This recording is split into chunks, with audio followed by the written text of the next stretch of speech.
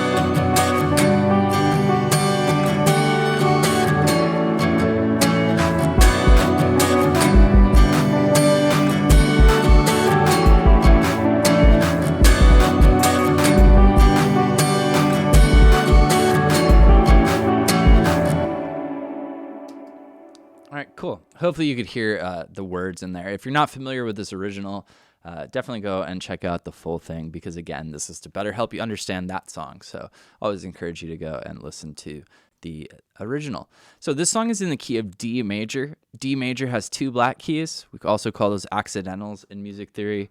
They are F sharp and C sharp. In order from low to high, that means we have D, E, F sharp, G, A, B, C sharp, and D. That sounds like this. Nice. Hear my delay from the actual channel happening as well. The chord progression for most of the song, aside from the pre-chorus, is the 6th chord, that's a B minor. The 4 chord, that's a G major. The 1 chord, that's a D major. And then the 5 chord, the A major. All right, if we go ahead into each section, we'll see that chord progression again happening.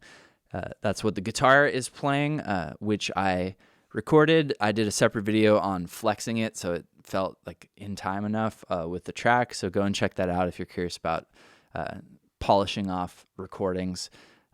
Helps a lot in this kind of style. The chord progression, the timing, we basically have it happening on the 1st quarter note. The next chord happens on the 4th quarter note. So early, and then that rhythmic pattern repeats the next time. So the 3rd chord, the D major, happens on the downbeat. The 4th chord happens on the last quarter note, beat 4 of measure 3, and that again is our 5 chord, the A major.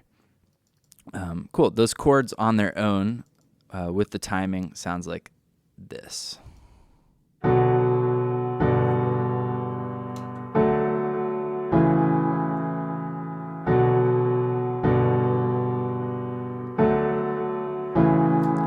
And in the introduction / the verse of the song, you hear piano and pad as the instrument, and then we hear this acoustic guitar that really cuts through in the chorus.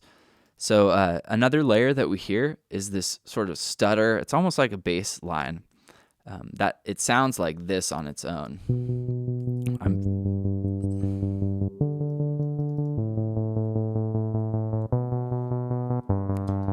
So I'm filtering it. That was that automation line. The notes that are happening are the root notes or the low notes of those chords. So B, then G, then D, then A, with the same timing that we just saw. Now, on a side note, I built that in Serum. One of the best reasons to understand at least one synthesizer in the computer so you can build some sounds is it really helps you to customize sounds and to build something that you hear. And basically, this is really simple. I have the default waveform happening, the one that starts initially. I'm using LFO1 tied to an eighth note to control the level that's creating some of the movement. And then finally, I have this all opening up, which does the same thing that, let's say, the automation, the filter does, and that is controlling the filter within our actual synthesizer. Cool. And then I have it so that I've turned this filter on and off at various parts of the song. So you're not hearing it at the very beginning. So that with the piano sounds like this. It's opening up.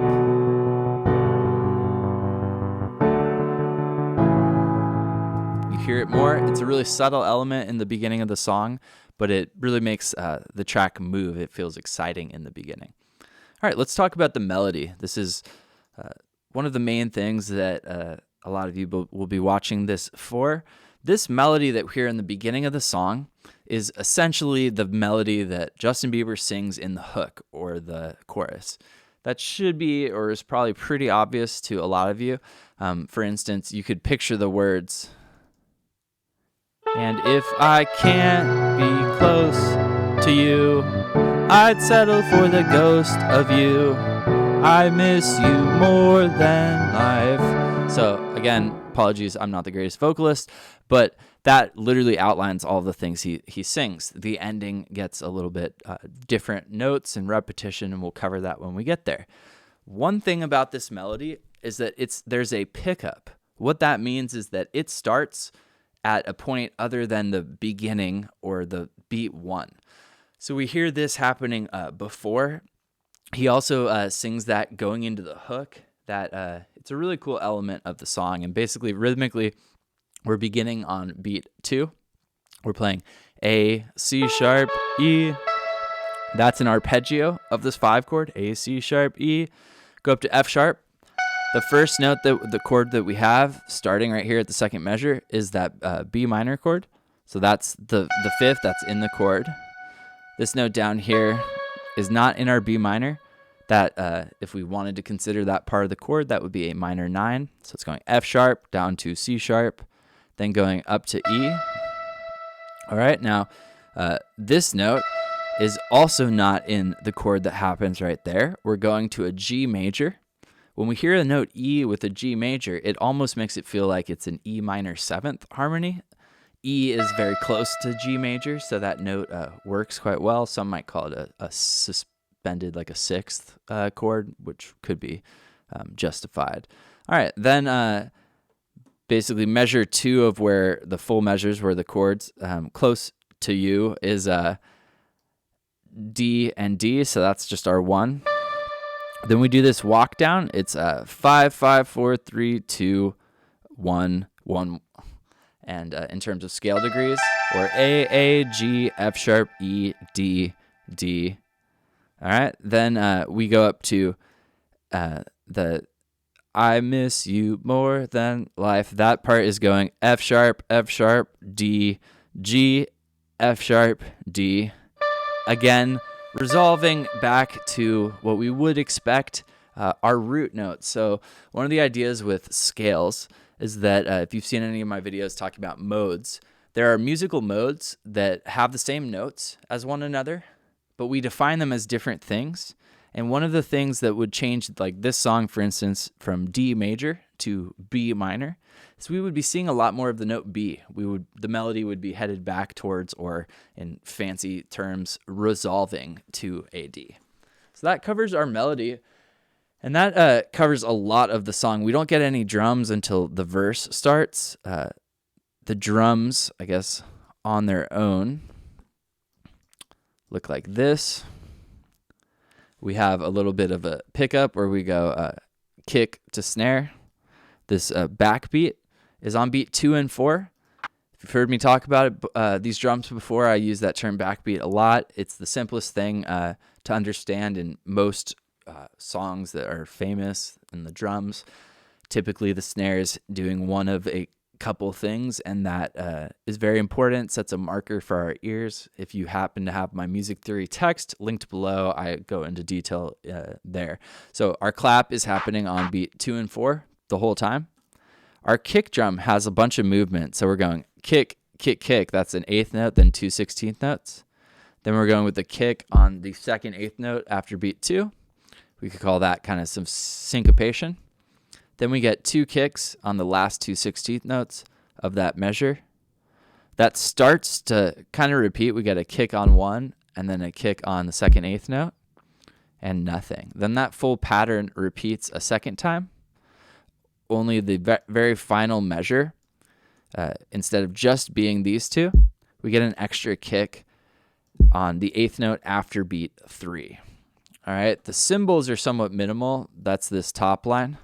All right, we're just getting kind of a fill cymbal, 2 eighth notes of closed cymbals, then a cymbal on the eighth note after beat 4. Those drums on their own sound like this.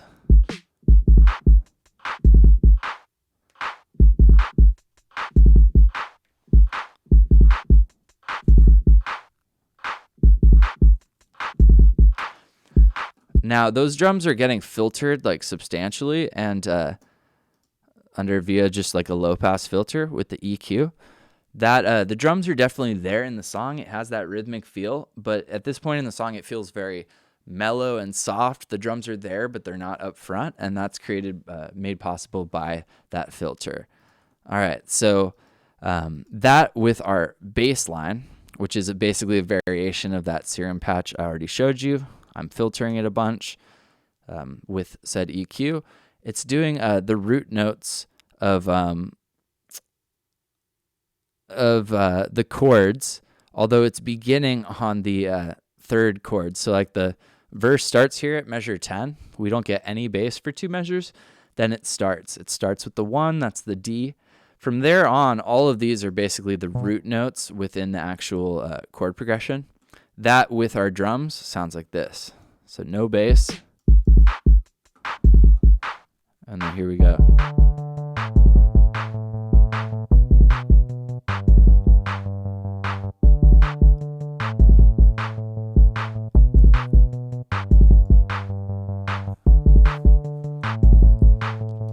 And again, it's not very bass heavy at all. Part of the reason for that is that this one, which is by Native Instruments, Razor, which is doing our sub, patch is called Punch in the Balls. I didn't write that. It's a really great sub if you happen to have Razor. That doesn't happen until our pre-chorus, and that makes it feel really big, and it stands out. And it happens at the pre-chorus, then it goes away during the first chorus. That kind of lets the acoustic guitar stand on its own. All right, that section together. So first of all, the chords that are happening there sound like this.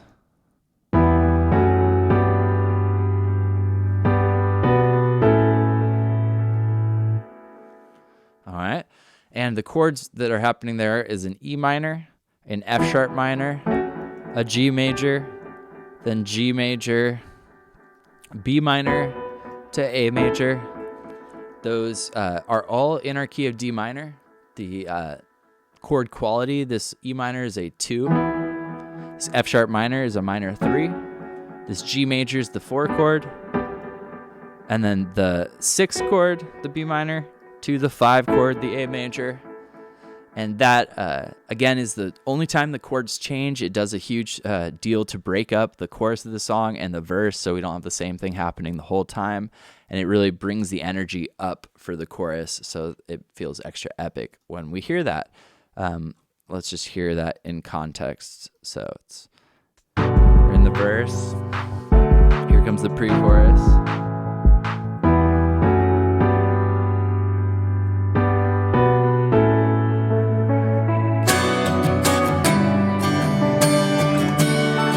All right, so a couple things. One, that melody that you hear, that would be Justin Bieber singing. We get that hook before the chorus starts. Again, we call that a pickup in music. Any melody that starts before what would be considered like a downbeat. The music and the melody don't start together. That leads us in. It feels really good when that happens. Note-wise, that's exactly the same as the beginning. The only difference, so they're words, not the melody, the instrument you hear in the beginning. But at the very end, he doubles up the "I miss you more than life," right here.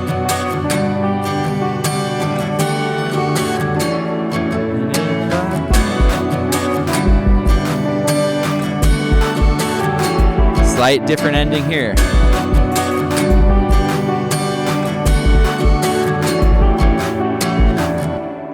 All right, so he repeats that ending part of the melody, which was the same twice at the end of the hook. The first time he does it, he does kind of a variation of that. He only repeats the last measure. Fancy compositional word for this part would be diminution, something that in the melody that then repeats in a smaller section of that. But again, we don't really need fancy terms or really a lot of information to understand this song. Just looked at the scale, the key of D major, a chord progression that came straight from that, one other chord progression that happens as the pre-chorus. This guitar, which again, I encourage you to go check out my video about flexing, how I moved this into time. I got it close. It wasn't like the guitar was terrible, but because everything else is so in time and perfect, the little guitar being out felt a lot out, so I had to change that. And so hopefully you find that helpful. If you find these helpful, once again, you would help me out a ton by subscribing to the channel, hit the bell for notifications. I have been doing these music theory breakdowns every Friday, and you could imagine it takes me quite a while to do these breakdowns, recreating the full track. I'm basically doing it by ear, and I'm going to keep doing these, but I want to make sure I do songs that you, my viewers, are wanting me to do. So if you come across these, leave a song in the comments. I'll keep updated on that, and I'm going to try some different content. I'm going to be making a lot of beats live and on the YouTube channel, so you can see some of these skills from a different perspective, and it can help me get some more music out there, which, life has not gotten any less busy. So I hope you have a wonderful week. Thank you for hanging out, and I'll see you next time. Cheers.